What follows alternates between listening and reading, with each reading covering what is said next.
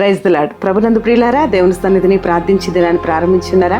ఈ దినము ప్రభు తన వాగ్దానంతో మనల్ని బలపరిచేందుకు వస్తూ ఉండగా చదువుకుందాం. ఆయన తన రెక్కలతో నిన్ను కప్పును, ఆయన రెక్కల క్రింద నీకు ఆశ్రయము కలుగును అని ఈ మాటను మనకు వాగ్దానంగా ఇస్తూ ఉన్నాడు.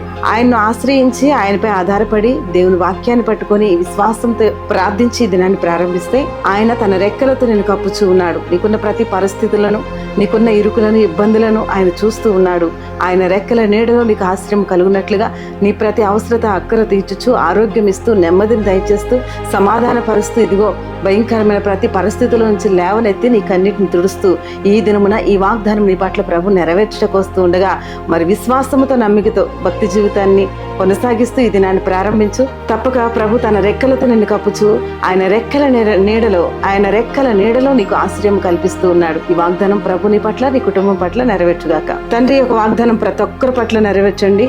ప్రతి ఒక్కరూ నిన్ను ఎందరైతే ఆశ్రయించి ఉన్నారో నీ రెక్కల నీడలో భద్రపరిచి యేసుక్రీస్తు నామంలో రక్షణ, విడుదల, స్వస్థతనిచ్చి మ్యారేజ్ డే, బర్త్డే జరుపుకున్న వీటిని ప్రత్యేకంగా దీవించమని ప్రార్థించుచున్నాము తండ్రి. ఆమేన్.